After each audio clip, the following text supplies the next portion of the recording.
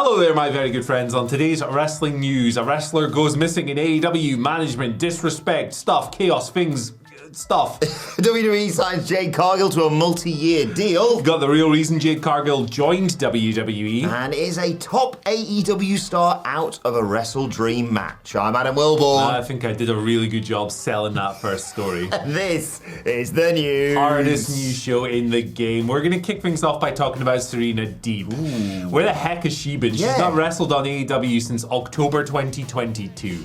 Yesterday there was a Brian Alvarez quote from Wrestling Observer Radio that was doing the rounds, and it was kind of, I think he's maybe been spending a little bit too much time with Dave. The way it was phrased was like, yeah, something happened and she's not getting booked, so a thing happened and she's not getting booked. Fightful Select fortunately offered a bit of clarity on this when they came through. With no disrespect to Brian Alvarez, by the way, I love that man. Nothing but love. But it wasn't like a conclusive thing. Fightful Selects is a little bit more conclusive. They'd reported back in June that Deeb hadn't been around backstage in AEW, with sources stating that she hadn't been brought up creatively. Yeah. The word. That one. Either. In this latest story, Fightful noted that it was also told at the time that she wasn't injured, or that an injury hadn't come up to them.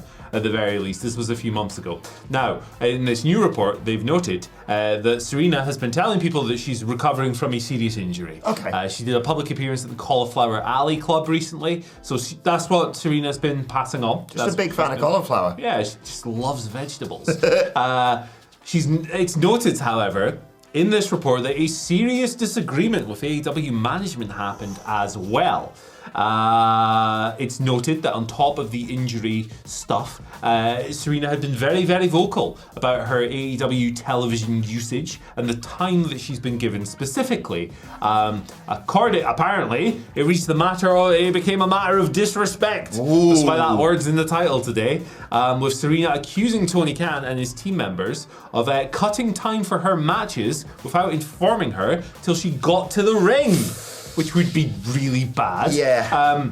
AEW sources have stated that they actually had a list of match times which they showed to Serena to show, this was originally what it was going to be. It wasn't cut or whatever. And it's noted as well that in wrestling promotions, sometimes producers and coaches don't relay match times until quite late, because if something gets cut and you tell them they've got 20 and then suddenly it's 8, they're going to be upset. So that's an understandable tactic, I guess. It prevents people getting frustrated and stuff. Now, sources near Serena had not heard of a managerial fallout, but a number of roster members have heard of it, leading to Deeb attracting a bit of backstage heat for this situation. Real quick, my thoughts. Obviously, if they've changed match times at the last second when you're in the ring, is really bad, but this sounds more like a process misunderstanding than anything else. But obviously, we're not in the locker room, so we don't really know. Yeah. My take, Serena Deeb's quite a good wrestler. Yeah. Tweet that, pass it on. She's sensational, I think I really like that they've utilised her more than the coach role she was apparently going to be given within WWE when she was still completely in her prime. Preposterous, that. But I can understand her frustrations. I think everyone will agree that the women's division does not get enough time or respect in AEW. In this business. Needs more than one women's match a week on AEW Dynamite in 4 years we've been trying to make that happen. Yep. And the injury thing is probably the most likely reason why she's been off telly, but she can also be pissed off with that, and like you say, it must be annoying if that is the case, that they've said, actually, that stuff you've planned out, get rid of that and just go to the finish. Yeah. Especially when you get into the ring. For sure. I'm not going to comment on that because I have no idea. No. It could just be a misunderstanding. Who the heck knows? Or it could just be a mismanagement. She's more than entitled to feel annoyed by her usage rates. Absolutely. Even before she disappeared. You'd get the odd great Serena Deeb match here and there, and they were all great when she was given the chance to do so. But as with a lot of people in that division, it's there's not a lot of time invested into developing characters beyond maybe the top 2 or 3 featured people at the time. Like you say, there's only one match a week. It's often one of the shorter matches on the show. There's not a great deal of... The level of talent doesn't always align with the volume of television time. No. So I can totally understand her stance if she's a little annoyed. More Serena Deeb on my television, please. But what do you make of all this? Let us know your thoughts in the comments section below. Maybe you think Serena Deeb's going to be heading out the door and going to WWE, just like Jade Cargill did. Different situation, but still. Jade Cargill has, finally, we've been speculating on this for weeks, signed a multi-year deal with WWE. ESPN, you may have seen, broke the news yesterday. And WWE said, WWE today announced that it signed Jade Cargill to a multi-year contract, first reported by ESPN. Cargill, a standout performer who has earned accolades as an industry-renowned talent, will begin training today at the WWE Performance Center in Orlando. Not yet known as whether she's going to immediately go to the main roster, take a stint in NXT. I did see people speculating with the 4 images or whatever they put out of the Performance Center that Triple H might be training her personally. No idea if that's the case or not. But I think social media got creative yesterday. Andy, this is great news in my opinion, and I just wish I knew the real reason why she signed with WWE. Well, there's a multitude of stuff here to go over. Jade's done a bunch of interviews. I think the interviews came out as soon as the WWE website. Yeah. It was like, okay. But no, it's cool. It's good. It's day one, and they're already telling you that this is a big deal, and she's a big deal, and you should pay attention. So it's good. It's good. She does an interview with The Ringer on the Masked Man show, where she spoke about her reasons for going to WWE. I won't read literally everything. She said it was an easy choice. It wasn't an easy choice, but it was an easy choice, which is an interesting way of putting things. She noted that Cody Rhodes was a big factor behind this. She said he was the top 3 and not the 3rd. He is a phenomenal man. I've seen what the business did for him. Obviously, very successful WWE return for Cody Rhodes. I've seen him be the stellar athlete that he is. I didn't see any different for myself. He was one of the guys that led me to a great decision. She's also done another interview, I think it was with ESPN, where she's putting over management in WWE huge. I think she shouts out Kevin Dunn. Okay. Shouts out a bunch of people. And she puts over the Performance Center and lots of really company positive stuff, which you should do when you're signing somewhere. So yeah, it's good stuff across the board. There you go. Bit of Cody Rhodes seemingly a big factor behind this. No great surprise. They've been linked since day one. There was a lot of really dumb conversations happening on Jade's stuff overnight. I think Jade Cargill is absolutely phenomenal. I wish her every success, and I think she'll do a great job. I agree too. I just thought it was nice that so many people within AEW just wished her congratulations, wished her best in WWE, and all the other conversations were just ignored. That's what you should do, really. I mean, muting the word fumble is probably a good thing to do this week. And spoopy. Spoopy, always mute spoopy. Because it's no one knows the circumstances of Jade's AEW departure, right? She may have just gone to Tony, hey, my contract is kind of coming up, I would really like to go over there. And maybe Tony Khan just went, no worries. Yeah. No worries, not going to stand in your way, because most AEW wrestlers have add-ons to their contracts. It's an extension clause where it's extend us by a year. So many people have had that, including people all the way up to the Young Bucks. Stands to reason that Jade had something similar. Could just be she wanted to go, and Tony was like, cool, no worries, thank you for what you did here. Off you go. It's going to be really interesting to see what she does in WWE. We've actually got a question about how they should utilise her to come, but it's always nice to see someone joining something that's growing and developing. It's a really tortured way of me saying, subscribe to WhatCulture Wrestling Podcast YouTube channel. We're doing a live Q&A this afternoon, UK time, 3 p.m. UK time, whatever time it is you are working out. 10 a.m. It's British summer time. Someone told the weather that. But me and the Dadleys, actually we're just the Dadleys now, aren't we, are going to be doing a live Q&A podcast on WhatCulture Wrestling Podcast on YouTube later on today, so do join us for that one. But congratulations to Jade Cargill. The biggest podcast in the world, and getting bigger. It's almost too big. Yeah. Right, let's talk. Wait till we hire Top Dollar. That idea was discussed this morning. Probably couldn't afford him. He's quite rich. No. But still. Right, let's talk about WrestleDream. It's going down on Sunday. That's coming around very fast indeed. But some worrying news about a potential star missing out on the show. You may remember last week in the MJF, I was going to say Adam Cole, that's the person I'm talking about, MJF Samoa Joe match, Adam Cole ran down to ringside, jumped off the ramp and tweaked his leg. He ended up on crutches, they were saying afterwards.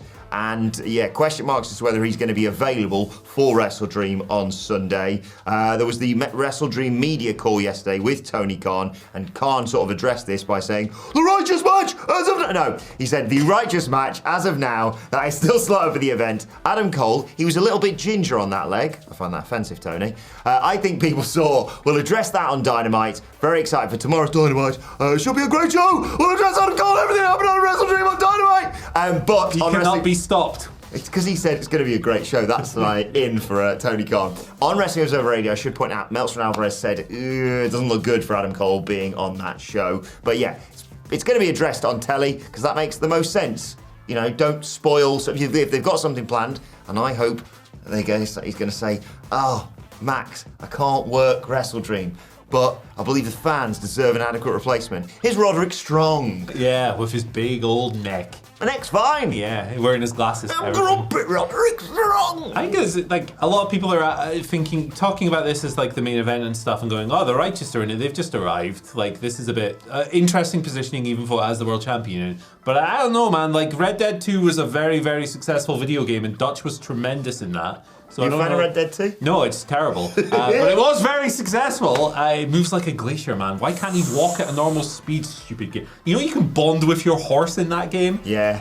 Flipping the Ennio Morricone Tamagotchi simulator. Rubbish. I've just alienated half the audience, but... If you're a fan of that sort of thing, WhatCulture Gaming on YouTube. Jokes aside, which is what I'm doing, if I needed to clarify, I think that Adam Cole is not wrestling on the show, and I think the outcome that you've just outlined is probably what's going to happen. Yeah, and I think it's just the right precaution to make. Look, the Adam Cole MJF story is the best thing AEW's got going for it right now. Don't risk that by exacerbating an injury for Adam Cole.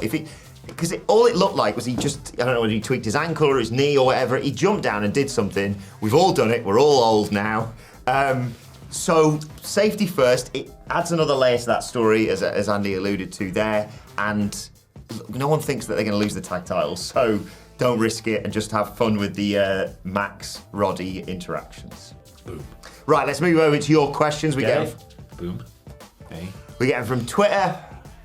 X. We get them from the YouTube community page. Let's dive straight into it. Travis Zachary asks our first question of the day. No, actually, I'm changing my mind because I said I was going to ask the Jade Cargill question. Travis, we'll come back to your question. John Harrison starts us off today saying, "Good Wednesday, boys." Diving in the YouTube community, John Harrison. He is indeed. Ah. I may have forgotten and got these from Twitter this morning. You sausage. I made a thread and everything.